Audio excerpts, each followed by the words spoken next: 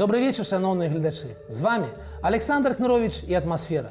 10 ліпеня Польша перестала оформлять грузовые автомобили на адзіным памежным пераходзе Казловічы-Кукурукі. Яны не жартуюць на мяжы калапсу. Але і на ўсходзе не лягчэй. Расія ставіць заслону супраць якасных беларускіх вінаў, высовывае фінансавыя прэтэнзіі Белканулмашу і не спяшаецца выконваць уласных абавязанняў у вайсковых субпадрадах. А ў самой Беларусі таксама неспакойна. У жлобінскіх сасісках знайшлі дзіўны інгрэдыент. У Пінску прадаюць каналізацыю і адзіны, хто радуе, дык гэта малы і сярэдні бізнес. Яго не зламіць. Запарце гарбаты, яна дапамагае ў такую спёку. Зрабіце лёгкую канапку і сядьце, як наімчэй.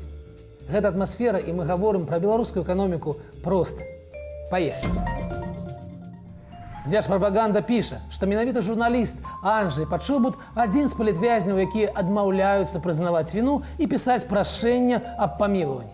Маўляў, мы не можам яго адпусціць. Польша настойвае, і раніцай 10 ліпеня уключыла рэжым італьянскага страйку са свайго боку мяжы. Гэта значыць, што плынь грузавікоў не спыненая, але кожная з машынаў, што едуць з Беларусі, аглядаецца з максімальна магчымай дбайнасцю. Гэта заблакавала мяжу. За некалькі гадзінаў сабралася чарга з 600 грузавікоў на 15 кіламетраў. Ці будзе эфект ад такога ціску? Стане ясна цягам на бліжэйшых некалькіх дзён. Але відавочна, што забойства мігрантамі польскага памежніка рэзка змяніла стаўленне польскага грамадства да беларускай праблемы. 72% палякаў падтрымліваюць закрыццё мяжы. У такой пастановы фактычнай блакады мяжы ёсць свой кошт. Эканоміка пацярпіць. Мы шмат разоў казалі пра гэта ў нашых праграмах, але гэтая шкода меншая за цану чалавечага жыцця. Невымерна меншая. Я вельмі хацеў бы, каб так змагалася за сваіх грамадзянаў родная беларуская дзяржава. Але гэта не пра эканоміку. Працягнем выпуск. Белстат паведаміў, суб'екты малога і сярэдняга прадпрымальніцтва ў 2023 годзе атрымалі 250 мільярдаў рублёў выручкі, што склала 44,5% ад агульнай выручкі па краіне.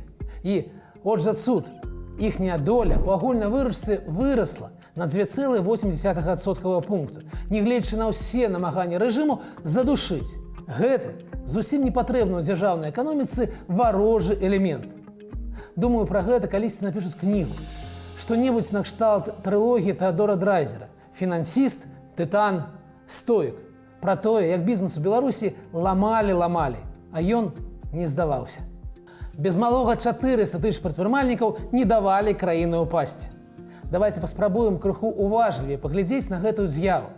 Малы і сярэдні бізнес у сённяшніх умовах. Што ў яго там з тэмпературай, з ціскам, ці не кашляе, ці ёсць хрыпы лёгкіх. Такім чынам, малы і сярэдні бізнес у Беларусі жывы. І гэта вельмі добрыя навіны. Магло быць вельмі і вельмі інакш. Але чаму гэта добра? Для гэтага трэба адказаць на пытанне, ці можа эканоміка складацца толькі з буйных прадпрыемстваў. Вось МАЗ, Атлант ці Еўраопт. І ўсё. Без індывідуальных прадпрымальнікаў, без мікрапрадпрыемстваў, дзе працуюць да 15 асобаў, без малых прадпрыемстваў і без сярэдняга бізнесу. У нас, паводле заканадаўства, да яго адносяцца арганізацыі складам да 250 асобаў. Ці можна так, ці можна без іх? Так ужо было у Савецкім Саюзе. Амаль так. І гэта абавязкова прыводзіць да таго, што тавараў і паслуг у краіне то пуста, то густа, то дэфіцыт, а то затаварванне. Сегмент малога і сярэдняга бізнесу здымае гэтую праблему і дае магчымасць вельмі хутка рэагаваць, перабудоўвацца і згледзячы занятасці насельніцтва і выпусканай прадукцыі і інвестыцыяў.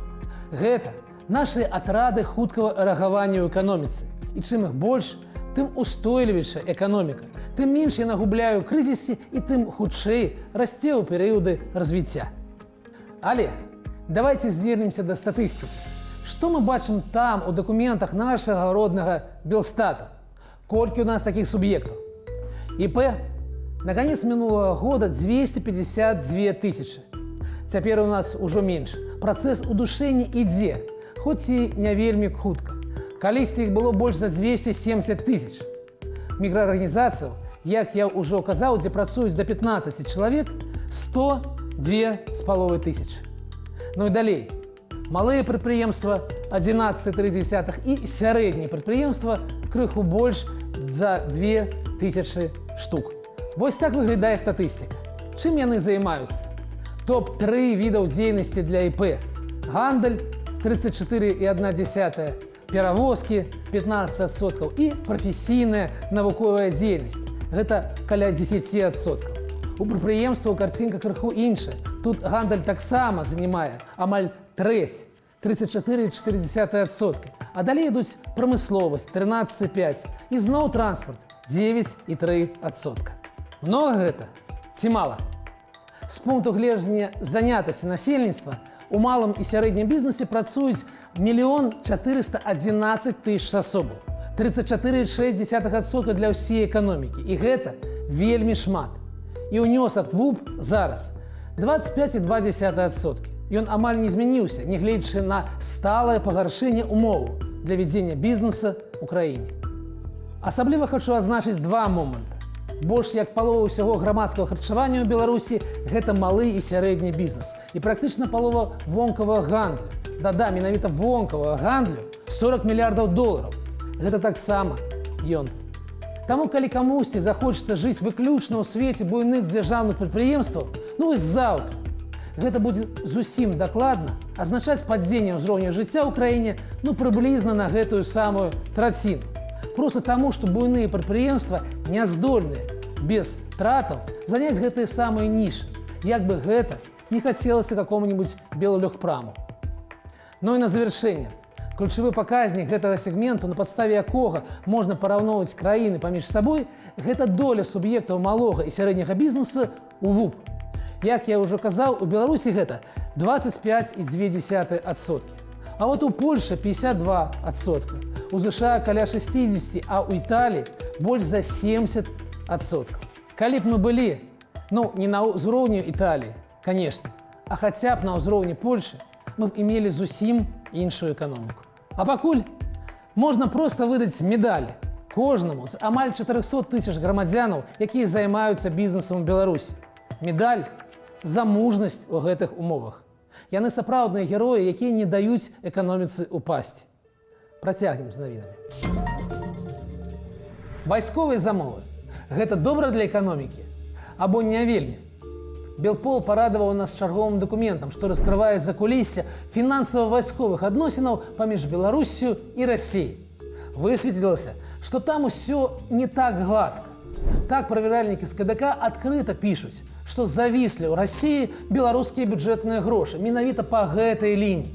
То нейкае пад-тантал, ажно з 2019 года вінныя беларусам нейкія магнетронныя імпульсныя узмацняльнікі на сумму 750 000 рублёў, беларускіх рублёў. І не аддае. Ні завошта. Таксама непрыгожа, не па-людску паводзяцца АТ верталёты Расіі. Яны вінныя 650 000 яшчэ з лістапада 2020-го за невыкананы рамонт чагосьці відавочна патрэбнага. І дзе там слухаўку не бяруць. Самая ж непрыемная сітуацыя з заводам імя Папова.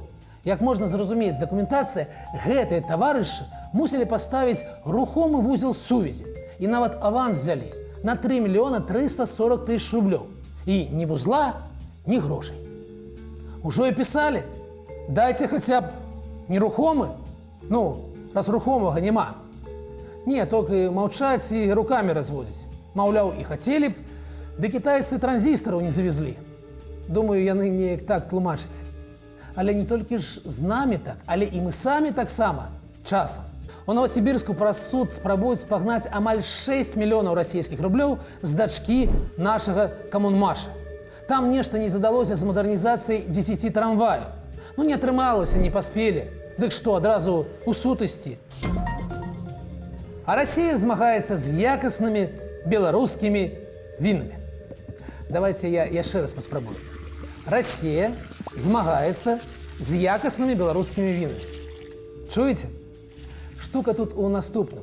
Там, у Расіі, вельмі хочуць развіваць уласныя вінаграднікі, і таму ўсё імпартнае абкладаюць вельмі нават прыкметнымі мытамі. І тут беларусы завязлі, значыць, вінаматэрыял, разлілі ў бутэлькі і вось, вітаем, без мытаў.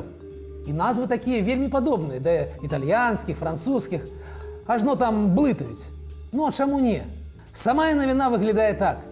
Выканаўчы дырэктар Асацыяцыі вінаградараў і вінаробаў Расіі Алексей Плотнікаў заклікае адзначыць адмысловым знакам віно, імпартаванае праз Беларусь, з краінаў, што не ўваходзіць у Еўразійскі эканамічны саюз.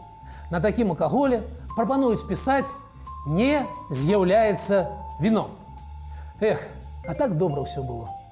Але не толькі ж у Маскве сядзяць такія недобрыя людзі, якія замінаюць нам зарабляць на алкаголі. На мяжы з Латвіі у алкаголі беларускай вытворчасці выявілі сёе-тое лішняе, чаго там не мусіць быць. Кансерват бензаат. І знішчылі ўсю партыю. Дашчэнт. Ну, так пішуць. Ну добра, бензаат нейкі ўсё ж харчовы дадатак. У сасісках са жлобінскага мясакамбінату былі знойдзены кішэчныя палачкі, што сведчаць пра сляды, ну як інакш сказаць, фекаліяў. У прадукце сасіскі франкфуртскія найвышэйшы гатунак. Вось як гэта каментаваць? Хвалёная якасць беларускіх прадуктаў, дзе ўсё натуральнае, паводле савецкіх гостаў, ужо даўно стала проста міфам, ілюзій, легендай. У нас то ў малацэ антыбіотыкі, якіх там не мусіць быць, то ў сыры, жывёльныя тлушы, то вось у сасісках фекалій. Ганарымся якасцю. Ну і наша сталая рубрика «Качанова». На гэты раз дзіўныя навіны прыйшлі з Пінску. Там спрабуюць прадаць старгу кавалачак каналізацыі. 96,5 метра размешчаныя каля дому на пінскім адрасе Чарніхоўскага, 34. Кошт усяго 132 рублі. Нядорага. Што з ёй можна зрабіць з чужой каналізацыі? Не ведае ніхто, але таргі прызначаны на 18 ліпеня. І калі вас цікавіць такі аб'ект інвестыцыяў, пішыце проста нам. Сюды, у рэдакцыю Белсат. Мы абавязкова вам дапаможам. 10 ліпеня 1994 года беларусы абралі прэзідэнтам Александра Лукашенко. Якраз 30 гадоў. Ён мусіў навесці парадак, перамагчы карупцыю, запусціць заводы і нешта там яшчэ. Ён абяцаў усім усё.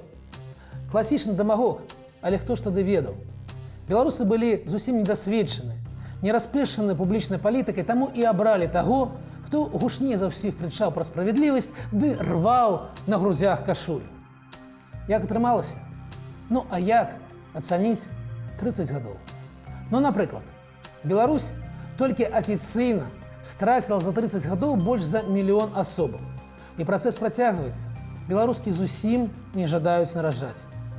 Таму і вельмі рэзка старэе насельніцтва. А яшчэ мы лідары ў Еўропе ў такім паказніку, як колькасць зняволеных на 100 000 насельніцтва. Таксама ж вялікае дасягненне. А яшчэ наяўны даход на адну домагаспадарку усяго 700 еўро. На ўсіх. Зусім неяк не па-еўрапейску. Калі паглядзець крыху глыбей, то месца нашай Еўропе 39 з 43 краінаў. Можна горш, але ж гэта трэба пастарацца. І ганарыцца дзяржаўная прэса тым, што ўсе накормлены, што ёсць што паесці на 30-м годзе такога кіравання. Дасягненне.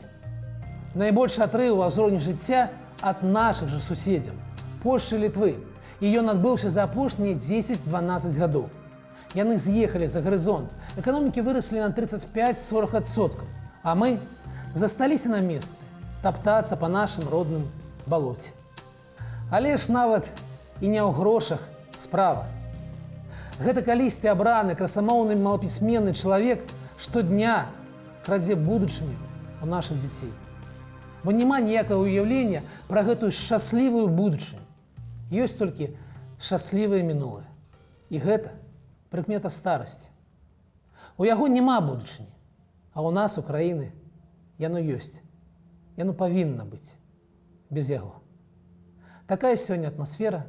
З вами быў Александр Кныровіч. Убачымся праз тыдзень.